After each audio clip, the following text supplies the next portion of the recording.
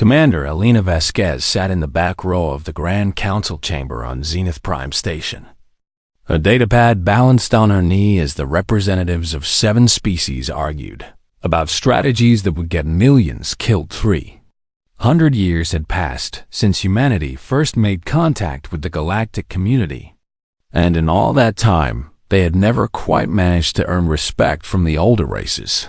Kryn towered over everyone else in the room, their forearms gesturing wildly as they proposed yet another frontal assault against the Krell swarm. The Ascendi floated in their containment fields, their collective consciousness humming with calculations that always seemed to exclude human input. The collective clicked and chittered among themselves, their hive mind finding human individualism disturbing and inefficient. The merchant Tolvari checked their profit margins even during war councils. The amphibious cash bubbled in their water tanks, their military tradition spanning 10,000 years. The crystalline eth refracted light through their bodies as they considered strategic options with the patience of beings who lived for centuries. And then there were the humans, represented by Elena and 2 other advisors who might as well have been furniture for all the attention anyone paid them. Elena had stopped trying to inject 3 meetings ago. She simply observed now, taking notes that no one would read and formulating strategies that no one would implement. The Krell swarm had consumed 17 star systems in the past 6 months. They were a hive mind species that adapted to every tactic thrown at them, learning and evolving faster than any military force in recorded galactic history. Coalition had thrown everything at them: superior numbers, advanced technology, coordinated strikes from multiple species. And yet the Krell kept coming. Each battle saw the swarm learn new tricks, counter new strategies, and emerge stronger than before. Grand Admiral Kethrak of the Kryn slammed one of his massive fists on the table, making the holographic display flicker. "We need overwhelming force at the Serenus Belt," he declared in his deep, rumbling voice that brooked no disagreement from lesser species. "We will meet them with 3 times their numbers and crush them in glorious combat." The Ascendi Overmind spokesperson hummed softly, their voice like wind chimes in a storm. "Probability calculations suggest a 67% chance of victory with acceptable losses, defined as no more than 35% casualty rate." Elena looked down at her datapad, where her own analysis told a very different story. The Krell had adapted to overwhelming force twice before. The battles of Terminus and Helix had proven that throwing more ships at them only gave them more data to process and counter. What the Coalition needed was unpredictability, asymmetric tactics, guerrilla strategies that would deny the Krell the information they needed to adapt. She had written a full tactical proposal based on human military history, drawing from conflicts spanning from ancient Earth to the colony wars, hit-and-run attacks, false retreats, deception, targeting supply lines instead of main forces, refusing engagement until optimal conditions existed.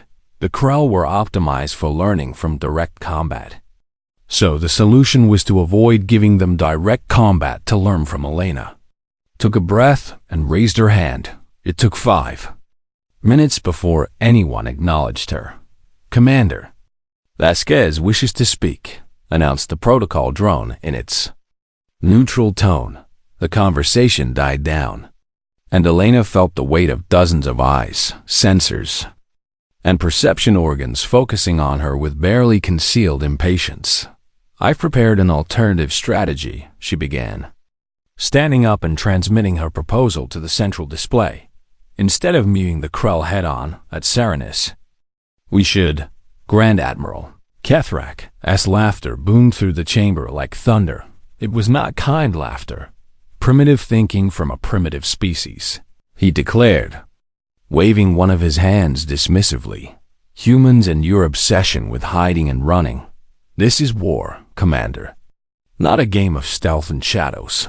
Several other representatives made sounds of agreement. The Ascendi Overmind hummed again, their tone somehow conveying condescension despite its musical quality. Your proposal suggests avoiding direct engagement for extended periods. Our calculations show this to be statistically improbable and resource inefficient. The Krell will simply continue their advance while we dance around them. The collective clicked rapidly, their translation coming through as sharp and dismissive. Hive unity requires direct action. Human individualism creates cowardice in combat. We cannot trust such thinking. Elena stood there, her proposal glowing on the screen, filled with historical precedents and tactical simulations that no one would bother to examine. She had expected this, but had hoped that perhaps the mounting losses might have opened some. Mind she had been wrong, of course, she said quietly, gathering her datapad and closing her files. Thank you for your consideration. No one responded. The meeting moved on as if she had never spoken. Returning to plans for the massed fleet engagement at Saranis that Elena knew would end in disaster 2 days later. She received her new assignment: Inventory Management, Sector 7. Coordinating supply shipments to rear echelon stations. It was a demotion in everything but name. Removing her from strategic planning entirely and placing her somewhere she could do no harm to the Coalition's real military efforts. Commander Chun, one of the other human advisors, found her packing her small office. This is garbage, Elena, he said, anger tight in his voice. You were right about the Krell adaptation patterns. Anyone with eyes can see it. Elena shook her head, placing her military history texts into a storage container. They're not ready to hear it, she replied. Maybe after Saranis. Maybe after they lose enough ships and enough people. Maybe then they'll listen. And if they don't? Elena looked up at him, her expression calm but her eyes hard. Then we prepare for what comes after. We do what we can with what we have, and we remember that being dismissed doesn't mean being wrong. She sealed the container and picked it up. Get me a list of every human in the Coalition forces. Logistics, engineering, medical, everyone. And start quietly asking who might be interested in a special assignment. Chun raised an eyebrow. What kind of special assignment? The kind that no one will notice or care about, Elena said, walking toward the door. The kind that involves obsolete ships, outdated weapons, and people that the galaxy thinks don't matter. That sounds like career suicide. Elena paused at the doorway and looked back. The galaxy is ending. Chun, the Krell are going to win if things don't change. So maybe it's time to stop worrying about careers and start worrying about survival. She left him standing there and made her way through the station's corridors, past the grand species representatives who didn't spare her a glance, past the memorials to glorious battles and honored warriors, past all the pride and tradition that was leading everyone toward extinction in her new cramped office in the inventory sector. Elena opened a secure file and began writing not a proposal this time, not a suggestion for others to implement instead. She wrote orders, requisition forms, transfer requests, all carefully worded to seem routine and unimportant. She requested decommissioned human frigates scheduled for scrapping, outdated weapon systems that other species had abandoned, old sensor arrays that were no longer cutting edge, supplies that were gathering dust in forgotten warehouses. Every request was small enough to slip through without scrutiny, boring enough that no one would question why anyone would want such junk over the following weeks. While the Coalition prepared for their glorious battle at Saranis, Elena assembled her Peace 47 vessels, most of them aging and in need of repair crew volunteers from human support staff, people who push papers and fix plumbing and loaded cargo.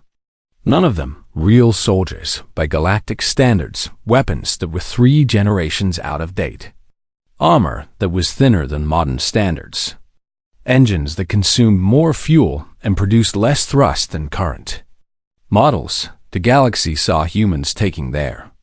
Garbage, and thought it appropriate that the weakest species should inherit the weakest Tools no one noticed, no one cared, and that was exactly what Elena needed. While Grand Admiral Kethrak reviewed his fleet of gleaming warships and the Ascendi calculated their probability of glorious victory. Commander Elena Vasquez stood in the docking bay of a 40-year-old frigate and looked at her crew. They weren't impressive by any standard the galaxy would recognize, but they were hers. And they were ready to fight a war that no one else understood yet.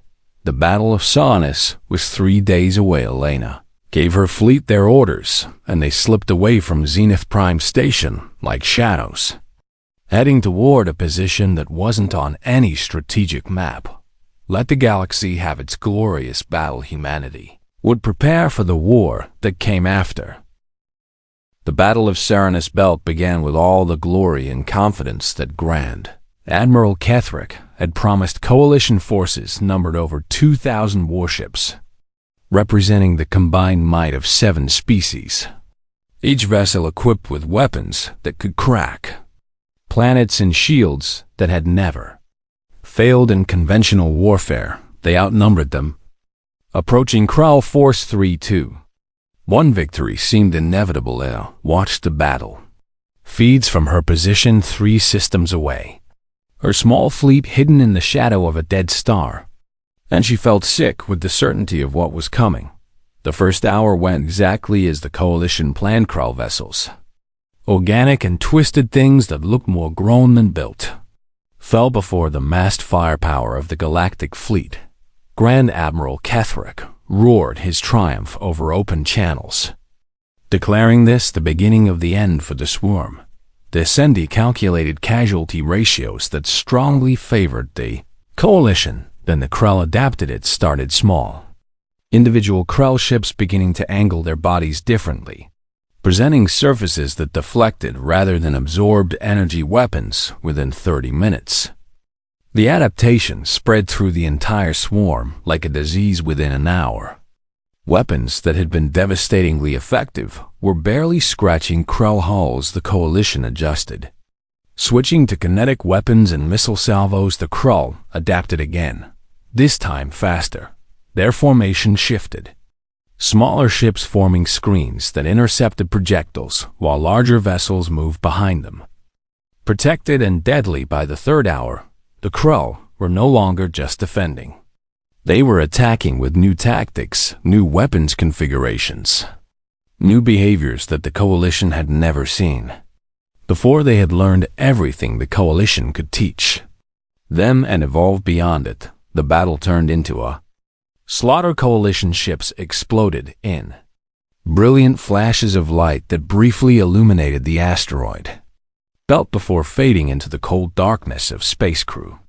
Pods ejected from dying vessels only to be consumed by Krell boarding craft that had learned to target life support systems with surgical precision. Grand Admiral Kethrak's flagship, the pride of the Kryn fleet, went dark after a coordinated strike from 17 Krell vessels that moved with a precision that spoke of deep understanding of Kryn engineering. When the remnants of the Coalition fleet retreated 9 hours later, they left behind 40% of their forces, 480 warships destroyed, over 2 million personnel dead or missing, and nothing to show for it except the confirmation that the Krell were even more dangerous than anyone had feared. Nana watched the casualty reports come in and felt no satisfaction at being right. She had wanted to be wrong. 2 weeks later, the Coalition tried again at Helios Gate, a natural choke point that should have been defensible. The Ascendi had calculated that even with the Krell's adaptation capabilities, the narrow approach would limit their tactical options and give the Coalition an advantage. The battle lasted 6 hours. The Coalition lost 60% of the forces they committed. Krell pushed through the choke point using tactics that suggested they had not only adapted to Coalition weapons and formations, but had begun to predict Coalition strategy itself. They were learning faster than anyone had thought possible. Not just learning how to counter attacks, but learning how to anticipate them. 3. More star systems fell in the following weeks. Millions of refugees flooded the core worlds, overwhelming infrastructure and creating humanitarian crises that the galaxy was unprepared to handle. Economies began to collapse under the strain of supporting displaced populations and maintaining a war effort that consumed resources faster than they could be produced. The Kryn, proud and stubborn, demanded more aggressive tactics. They launched a massive offensive at Terminus Ridge, committing their entire reserve battle group to a decisive strike that would, they insisted, break the Krell momentum through sheer courage and strength. The entire battle group was annihilated, every ship, every warrior, gone in a single catastrophic engagement. The Kryn High Command fell silent after that, their usual bluster replaced by shocked grief. The Ascendi ran their calculations again and again, each time coming to the same conclusion. With current tactics and current adaptation rates, the coalition had a 91% probability of total defeat within 4 months. In secret meetings that were supposed to remain classified but that everyone knew about, council members began discussing evacuation plans for their homeworlds.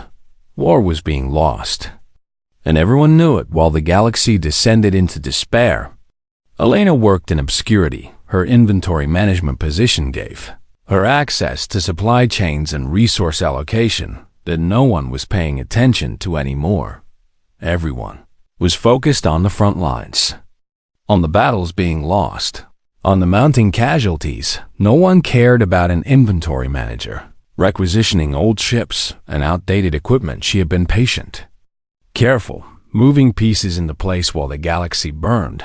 Her fleet had grown to 47 vessels, every one of them dismissed as worthless by modern standards. She had crew now, volunteers from human support, staff who had watched the battles unfold and understood that conventional thinking was leading to extinction. They were engineers who could keep old ships running on nothing but spare parts and determination. They were logistics officers who understood supply lines better than any frontline commander. They were medical staff who knew how to keep people alive in impossible conditions.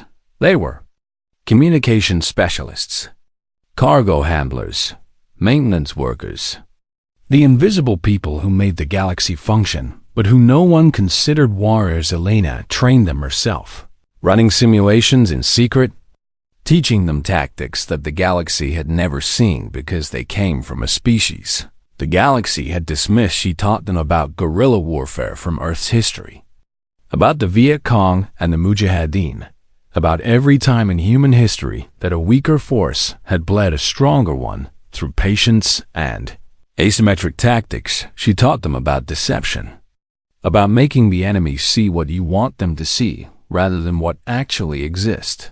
She taught them about sacrifice, about how sometimes the mission matters more than survival, but that survival is still the goal whenever possible. Most importantly, she taught them to think differently than the rest of the galaxy.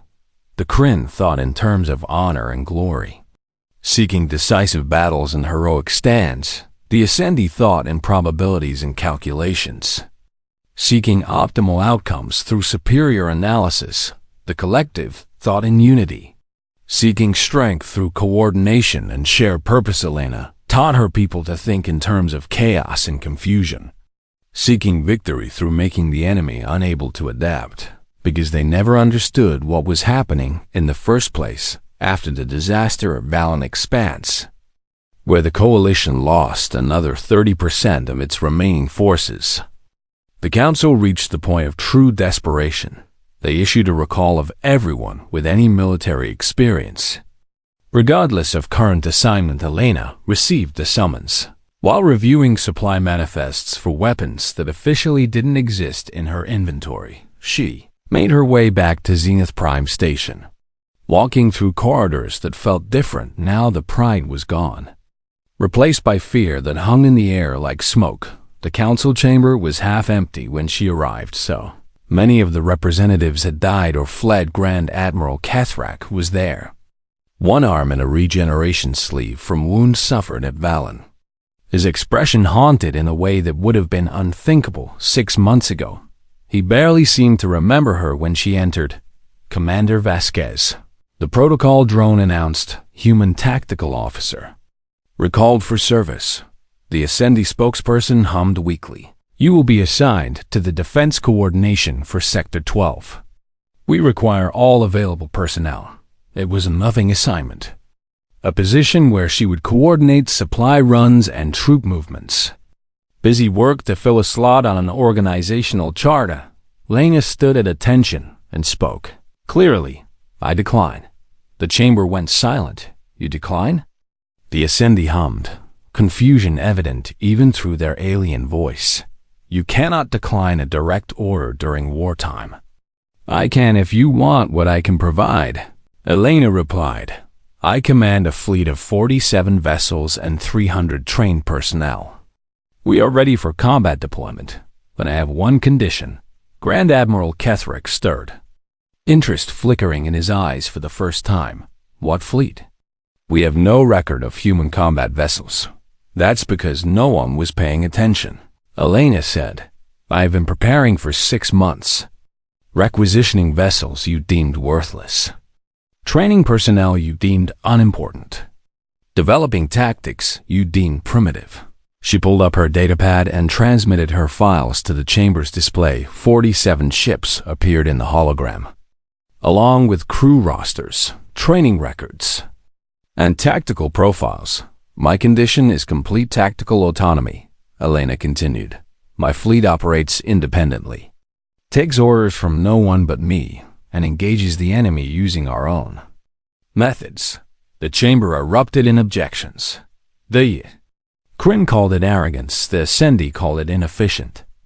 Collective called it dangerous. Individualism. Elena waited for the noise to die down, then spoke into the silence. You have 4 months before total defeat. Your calculations say so. You have lost every major engagement for half a year. Everything you have tried has failed. She met Grand Admiral Ketherick's eyes. Deep Station Kappa sat on the edge of inhabited space. A civilian way station that processed refugees fleeing from the advancing Krell. 40,000 people moved through its docks every day.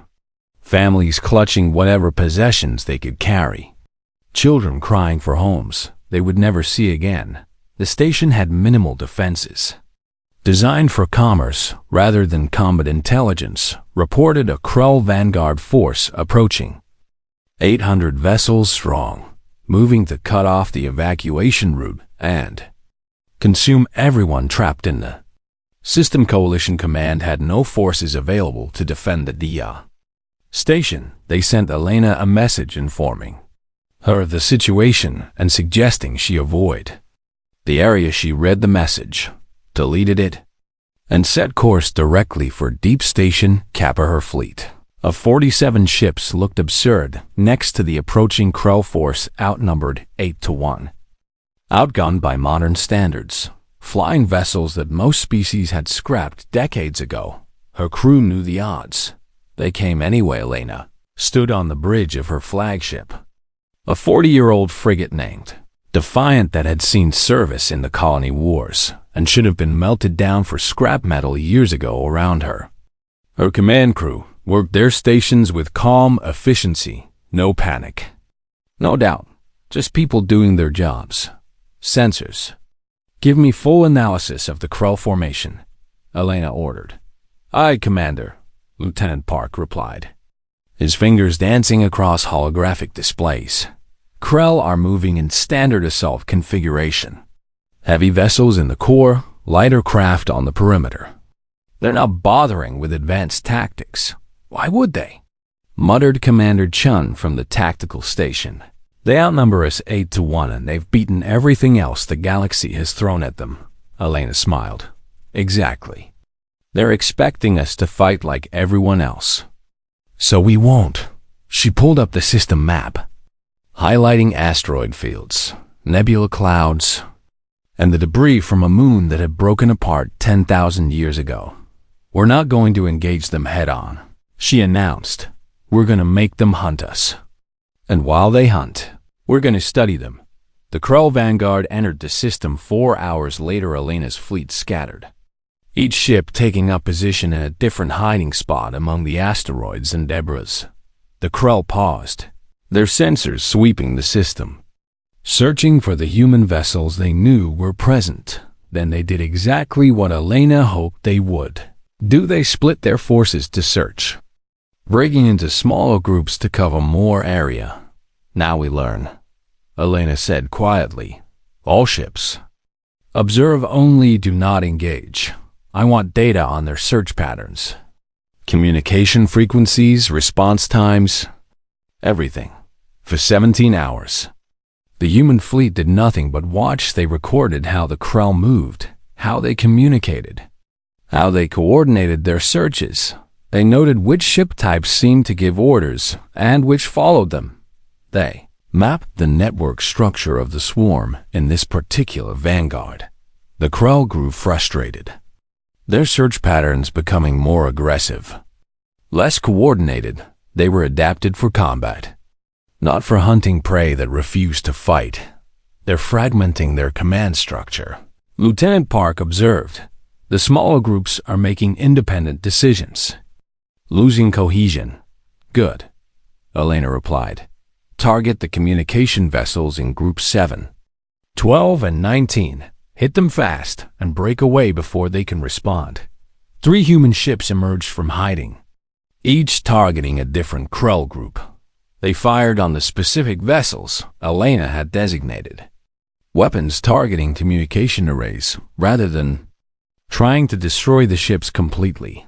The attacks lasted less than 30 seconds, all 3 human ships escaped back into hiding before the Krell could coordinate a response, but the damage was done. 3 Krell groups were now isolated, unable to communicate effectively with the rest of the swarm.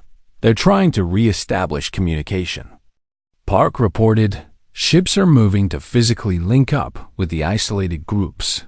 Let them. Elena said, mark the ships that move to reconnect. Those are our next targets. The pattern repeated. Human ships would dart out, strike at communication nodes or supply vessels, then vanish back into the asteroid field before the Krell could respond. Each attack was surgical, precise, targeting the infrastructure of the swarm rather than trying to win a direct fight.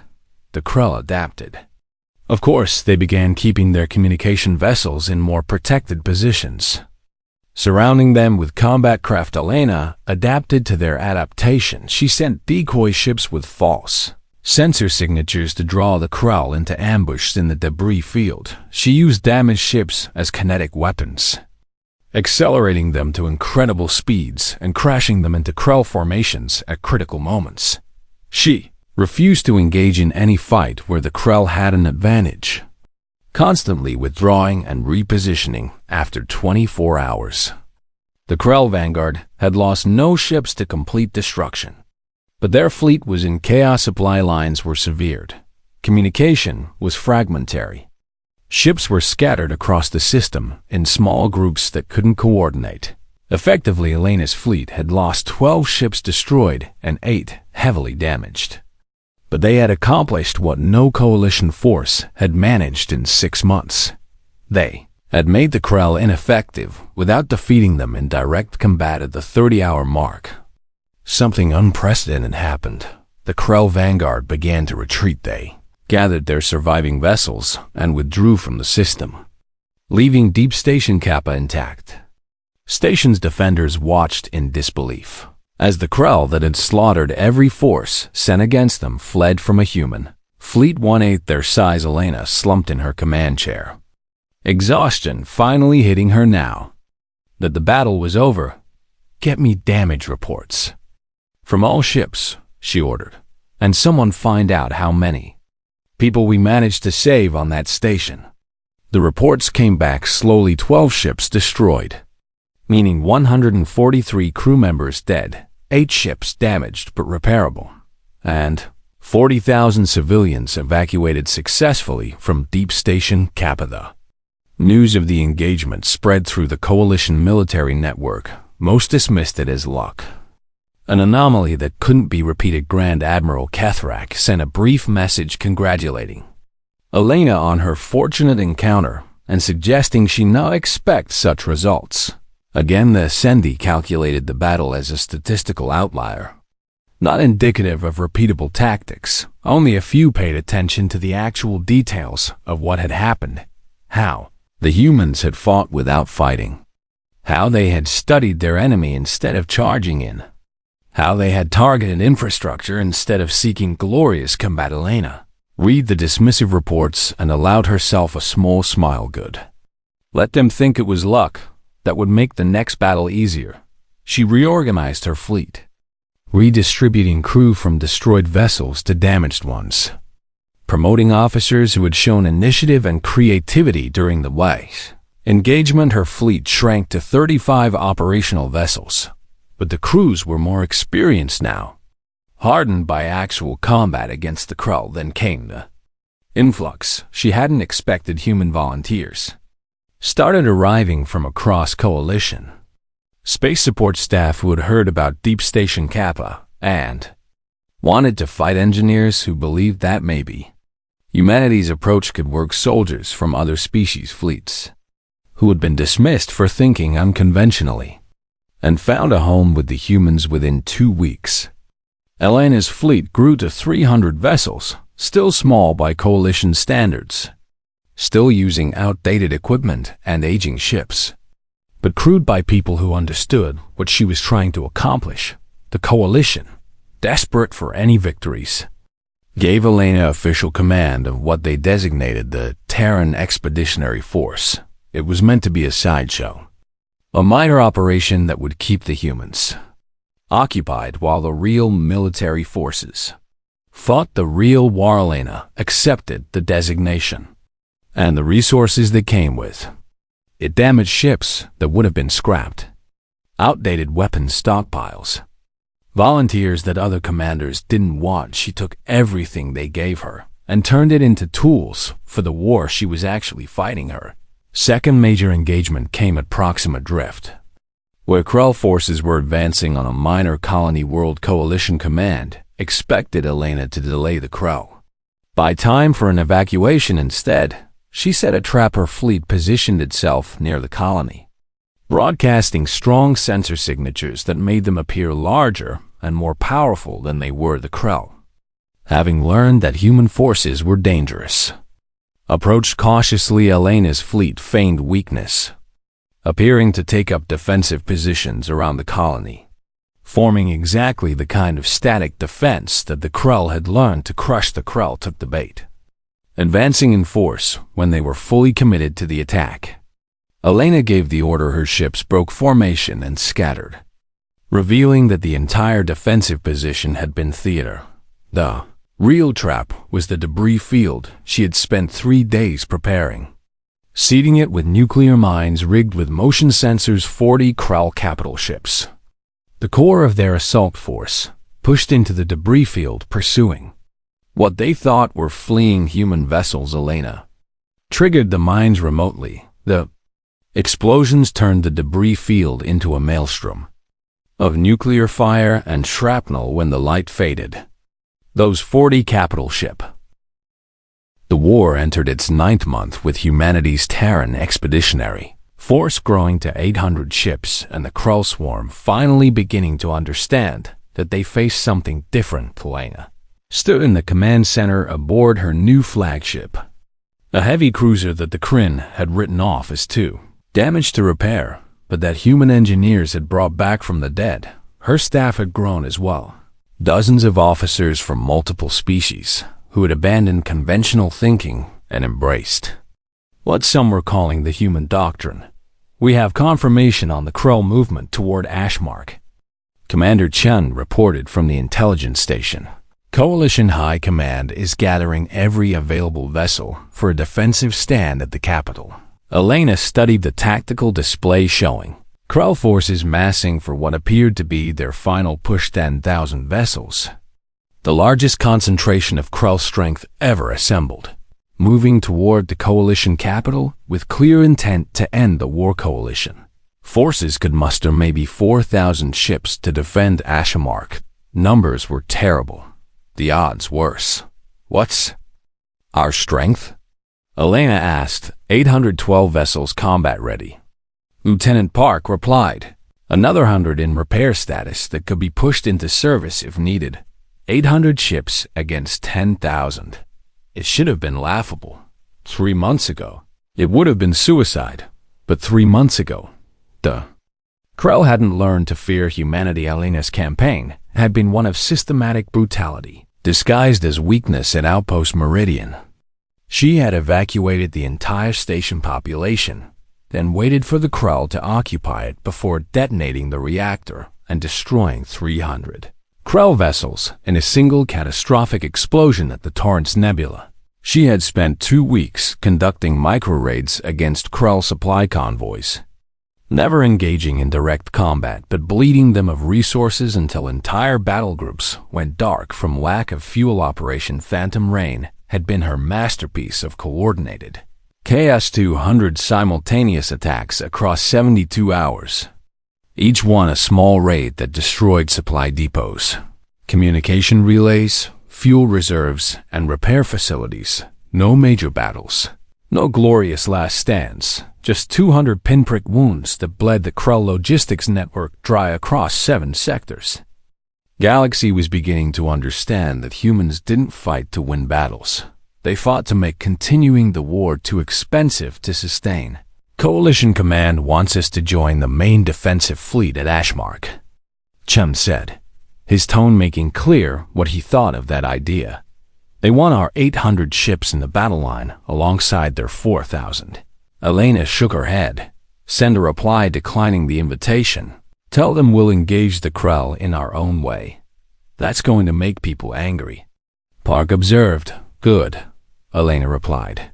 Angry is better than dead. And putting our ships in a conventional battle line is how we get everyone killed. She pulled up the star charts showing the Krell advance route. They were coming through the corridor, a relatively narrow path between 2 nebula clouds that represented the fastest route to Ashmark. Coalition planned to meet them there, to fight a decisive battle that would determine the fate of the Galaxy. Elena had different plans. We're not going to fight them at the corridor, she announced. We're going to let them through. Her command staff stared at her. Let them through? Chum repeated. Elena, if the Krell reach Ashmark with their full strength, they won't have full strength. Elena interrupted, because while they're advancing toward what they think is the decisive battle, we're going to tear them apart from behind. She began marking positions on the star chart, designating targets along the Krell supply line. They're bringing 10,000 ships to Ashmark, which means they need fuel for 10,000 ships, ammunition for 10,000 ships, food for the organic components of 10,000 ships. Her fingers danced across the holographic display. All of that has to travel from their rear areas forward along this route. And that supply line is going to stretch across 100 light years of space. Impossible to defend completely. Understanding began to dawn on her officers' faces. We attacked the supply convoys, Park said slowly. We starve the main fleet, not just starve. Elena corrected. We attack their fuel depots so their ships can't maneuver. We destroy their ammunition stockpiles so they can't fight effectively. We target their repair facilities so damaged ships stay damaged. And we hit their communication network so the 10,000 ships can't coordinate properly. Chum added. Catching on, Elena smiled. The coalition can hold Ashmark for 6 days, according to Ascendi calculations. That gives us 6 days to make sure that when the Krell arrive, they're exhausted, undersupplied, and falling apart. She turned to face her. Assembled staff. Split the fleet into strike groups of 20 ships each. 40 groups total, each one autonomous and operating independently. 40 different targets hit simultaneously across 100 light years. Lieutenant Park breathed. They won't be able to respond to all of them. They won't be able to respond to any of them effectively. Elena said, because the moment they send forces to protect one target, we'll shift and hit something else. We keep them off balance, keep them reacting instead of acting. The Battle of Ashmark began 6 days later with the Coalition fleet taking up positions in a defensive formation that had been calculated by the best ascending minds, 4,000 ships arranged in overlapping fields of fire, prepared to sell their lives as dearly as possible.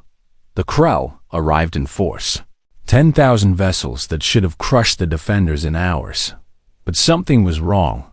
The Krell formation was ragged, ships drifting out of position, whole sections of the swarm moving independently, rather than with a unified purpose that had made them so deadly. Coalition commanders noticed, but didn't understand why. They had never seen the frantic reports coming from behind the Krell lines, reports of human strike groups appearing out of nowhere to destroy fuel depots before vanishing, reports of supply convoys being ambushed and annihilated, reports of communication nodes going dark across entire sectors for 6 days.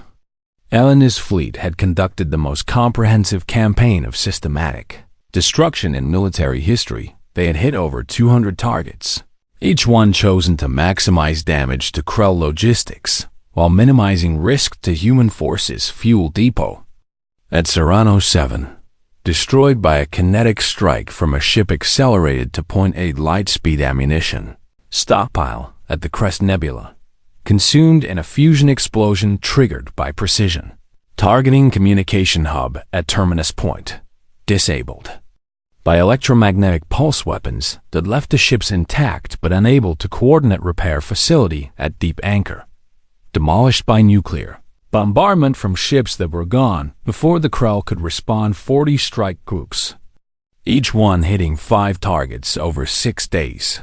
200 wounds that bled the Krell advance of its strength. When the main Krell fleet engaged the Coalition defenders at Ashmark, they did so with ships that were running on reserve fuel, firing weapons with depleted ammunition, unable to coordinate effectively because their communication network was in shambles. The battle that should have lasted hours stretched into days. Coalition fleet that should have been annihilated held the line. Krell vessels that should have adapted and overwhelmed the defenders instead struggled with equipment failures and coordination problems on the 4th day of the battle. With both fleets exhausted and bleeding, Elena's strike groups hit the Krell repair ships that had been hanging back behind the main engagement without repair capabilities. Damaged Krell vessels stayed damaged on the 5th day. Human forces destroyed. The last major Krell fuel convoy in the sector. Krell ships began going dark, their engines failing, their power systems shutting down on the 6th day. The remaining Krell forces retreated for the first time in the war. A major Krell offensive had been stopped. The Coalition defenders had held Ashmark, but everyone who understood what had really happened knew the truth. The Coalition fleet hadn't won the Battle of Ashmark. Humanity's invisible campaign of systematic destruction had won it. The victory changed everything. Coalition command could no longer dismiss human tactics as luck or anomalies. The Ascendi updated their probability calculations, factoring in asymmetric warfare and logistics targeting the Kryn. Proud warriors who had spent the entire war demanding honor and glory quietly began studying human military history. And Elena Vasquez, the quiet human who had been dismissed and ignored 9 months ago, was promoted to Supreme Commander of Coalition forces. The first human to ever hold such rank. The ceremony was brief and awkward. Grand Admiral Kethrak, humbled by months of defeat and the undeniable evidence of human effectiveness, made a public apology. "I was wrong," he said, his voice carrying through the council chambers. "I dismissed your wisdom, your tactics, your entire species. I let pride blind me to truth, and that pride cost millions of lives." Many in the Kryn military respected the apology. Many others resented it.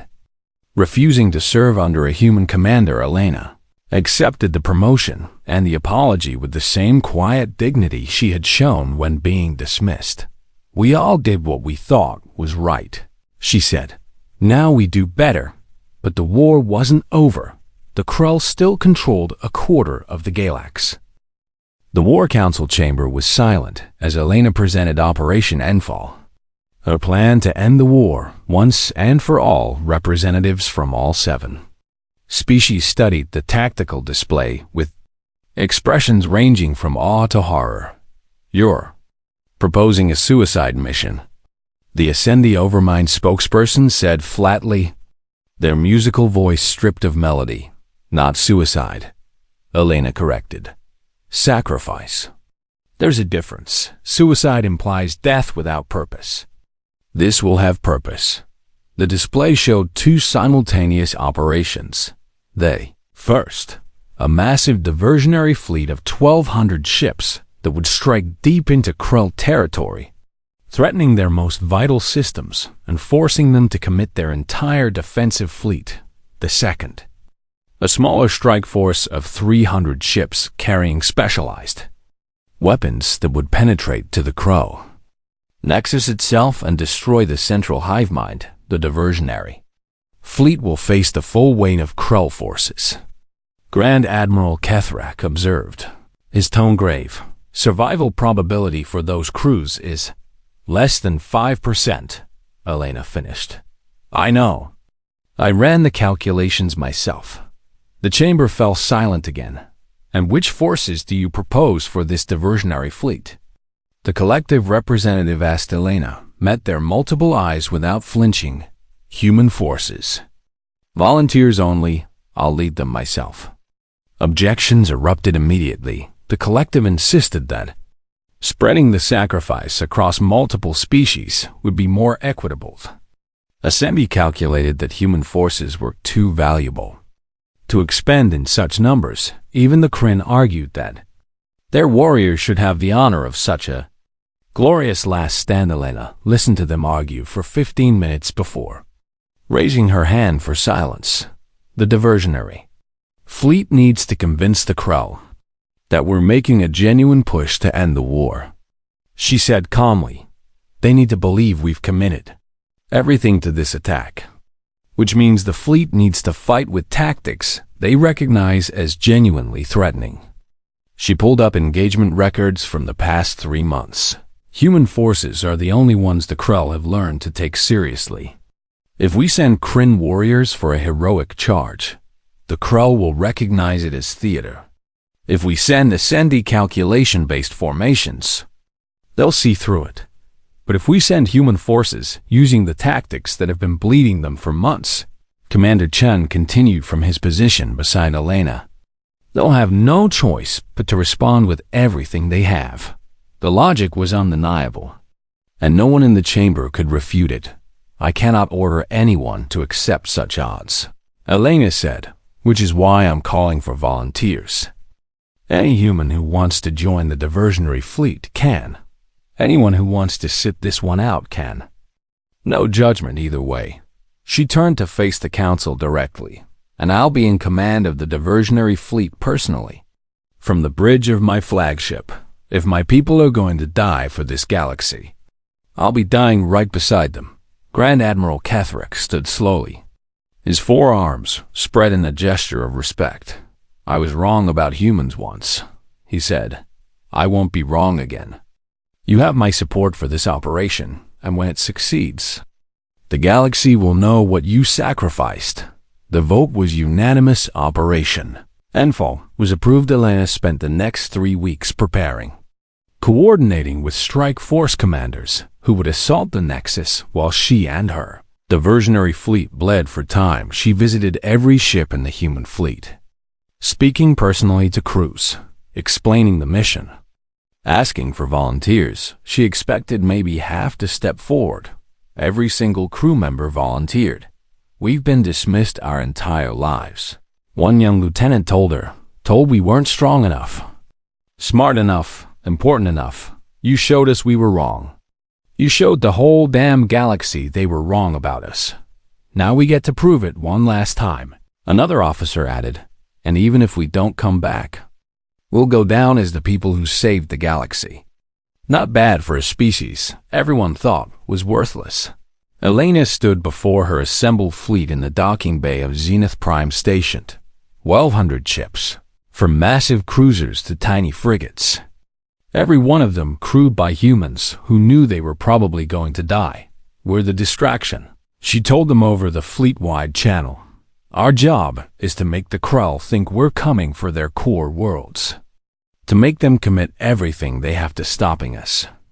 And to survive long enough that the strike force can reach the Nexus. She paused. Looking out at the sea of ships, the galaxy dismissed us. They called us weak. They said we didn't matter. Today we show them exactly how much we matter. Today we bleed so everyone else can live. Today we fight not for glory or honor. We fight because it's what needs to be done. And we're the ones who can do it. The fleet launched 4 hours later behind them. The coalition strike force began their own preparations.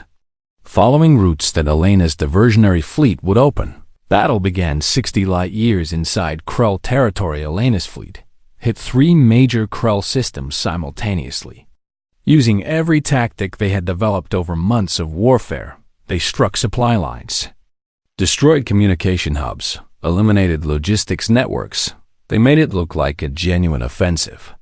Because it was, the Krell responded exactly as predicted. Their entire defensive fleet, over 8,000 vessels, converged on the human positions. The slaughter began. Human ships fought with desperate brilliance. Using every advantage of terrain and tactics, they hid in nebulas and asteroid fields. Struck from ambush, retreated strategically. Made the Krell pay for every light year, but there were only 1,200 human ships and over 8,000 Krell. The Krell had learned from fighting humans. They had adapted to hit-and-run tactics, developed counters to ambush strategies, learned to protect their supply lines. The diversionary fleet began to die. Ships went dark one by one, overwhelmed by numbers, consumed by Krell boarding parties, torn apart by weapons that had evolved specifically to kill humans. Elena watched her fleet shrink from her position. On the bridge of the indomitable 1,200 became 909. 100 became 600, but they held the Krell's attention. Every sensor scan confirmed that the Krell defensive fleet was fully committed to destroying the human threat. The strike force was advancing toward the Nexus unopposed. Commander, we've lost contact with Battle Group 7, 12, and 19. Lieutenant Park reported, his voice tight with grief. Confirmed destroyed. All hands lost. Elena closed her eyes briefly. Morning people she had known, had trained, had led into this hell. Then she opened them and checked the tactical display. How long until the strike force reaches the Nexus? 6 hours, Chun replied. Can we hold that long? Elena looked at her fleet status. 600 ships remaining, all of them damaged, running low on ammunition and fuel, against 8,000 Krell, who were fighting with the desperation of a species that finally understood they could lose. We hold, she said simply, no matter what it costs. We hold. The next 6 hours became a legend that would be told across the galaxy for generations. The Battle of Deep Krell, where 600 human ships fought 8,000 Krell vessels in a running engagement. Across 4 star systems, they fought with everything they had. Ships with damaged weapons used themselves as kinetic missiles. Crews on disabled vessels rigged their reactors to explode when Krell boarding parties breached the hull. Pilots with failing life support stayed at their posts until the oxygen ran out. Elena commanded from the Indomitables bridge as the ship fell apart around her hull. Breaches vented atmosphere into space. Fire suppression systems failed, leaving crew to fight flames manually. Weapon systems went offline one by one. Commander, strike force reports successful penetration to the Nexus. Chung called out. They're engaging now. How long until they can deploy the weapon? 30 minutes, Elena checked her status board. 300 ships left from the original 1,200. The Indomitable had taken critical damage. Main engines offline, Weapon systems at 15%. Hull integrity failing. All ships, she broadcast on the fleet channel. 30 minutes, that's all we need. 30 more minutes and this is over. So hold the line. Make them bleed for every second. The response came back from 300 captains, no grand speeches. No dramatic declarations, just acknowledgments, confirmations. Affirmations. They would hold the Krell sensed something wrong. Their fleet began to disengage. Trying to redirect forces back toward the Nexus, Elena's remaining ships threw themselves in the way. They died buying seconds, buying minutes, buying time measured in the blood of volunteers who had known this would be their fate. 28 minutes after the strike force engaged the Nexus, they deployed the specialized Weapon A cascade reaction that propagated through the Krell hive mind network at the speed of thought across the galaxy. Every Krell vessel went dark simultaneously, 8,000 ships attacking. Elena's fleet went silent in an instant. The organic components died. The ship systems failed. The swarm collapsed like a puppet with cut strings in the sudden silence. Elena slumped in her command chair around her. What remained of her crew were crying, laughing, or simply sitting in shock. Count survivors. She ordered quietly. The reports came in slowly of 1,200 ships. 63 survived.